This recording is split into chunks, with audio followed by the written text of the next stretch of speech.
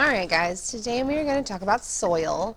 This is the first part of our unit. We're going to talk about all of the natural resources we have on our earth. So we're going to talk about soil, we're going to talk about something called weathering and erosion and deposition, and we're also going to talk about the natural resources and renewable and non-renewable resources. But we're going to start our unit with soil. It's the first day of the new 6 weeks and we're going to get right into it, okay? So let's talk about soil. What is soil? Why don't you just think about it for a second. What is soil? Soil is dirt, right? Soil is the stuff that we walk on outside underneath the grass. It's where plants grow. It is where a lot of our biological processes happen. So soil is composed of a couple of layers. So we're actually going to draw like a rectangle like this. Okay, so this right here would just be the ground level, right? Ground level. All right, and this is where, you know, our flowers grow. So I'm going to draw a flower, just so we know. This is where grass grows. Okay, this is where our flowers grow. This is where we walk. Okay, that's the ground level of soil. After that, we have something called topsoil. Okay, topsoil is usually really dark, so it's, you know, we're just going to do this. We're actually just going to color like this because it's really dark because it's full of something called humus. Not hummus, like the stuff that you eat. Humus, okay? Humus is composed of a lot of organic matter. Organic means stuff that comes from the earth. So it's dead plants and animals that have broken down over millions of years and given us the nutrients that plants need to grow. That's why plants grow in soil, is because of all the nutrients that are fed to them by the humus. So this is the topsoil. Okay. The next layer is the subsoil.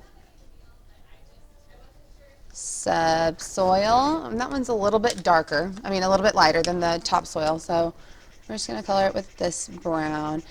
And you know, topsoil is not black, but it's so dark brown that you kind of think it's black sometimes, especially when it's really healthy.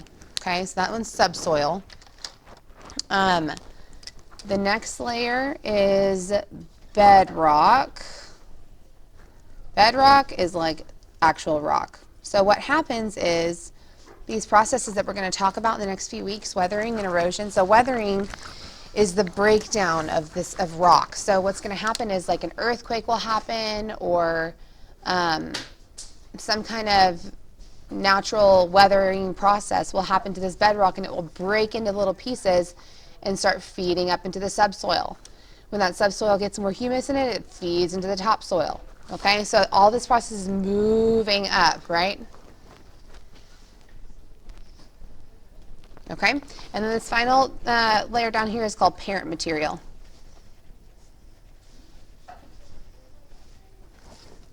Parent material. All right, so we're going to go ahead and draw this. We're just going to leave that blank for right now. It's more of like a tannish color, but I don't have a tan. So bedrock and then parent material. So the parent material is the stuff where soil comes from. It's the stuff where this rock forms from. So the layer with the most humus, though, is this topsoil up here. Okay? So what happens is dead plants and animals die, and their organic matter seeps into the ground right here. It's kind of gross.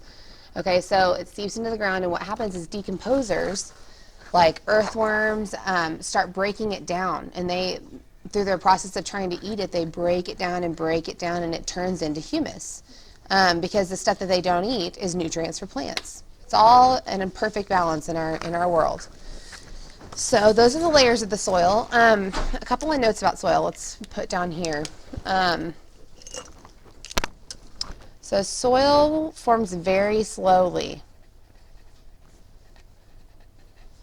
Very slowly. It takes a long time for topsoil to become full of nutrients, because once you think about a worm right now, do worms move really fast? Do they have schedules that they have to work around and deadlines? No. So worms are going to go at their own pace, and they're just going to eat things and break them down and go at their own pace. And then the second thing we want to write is humus. That's how you spell it, H-U-M-U-S, not hummus, not hummus. Say that with me, humus, humus, okay? Humus is organic, remember organic means comes from the earth, material, which is formed from the breakdown of dead plants and animals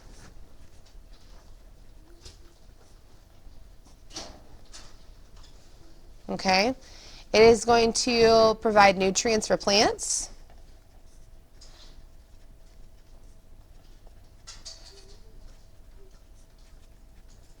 And it's going to increase the soil's ability to retain, oops, sorry, that kind of ran together, to retain water. Okay? So what that means is, so soil has to hold in some kind of water, because think about, hey, quit closing your locker. Think about how plants need water to survive, right? They drink up the water from their roots. Well, exact same, I mean, that's what has to come from somewhere. The soil has to be able to hold in water somehow to give to the plants when they need it. Because plants don't just suck up all the water all at once. They have to just get a little bit as they need it, right? So humus lets the soil hold more water in it for whatever the plants do need it. So other types of soil, I guess you would call them, are sand and clay and loam. All of those soils, other soils besides topsoil, they don't retain water as well as topsoil. Okay?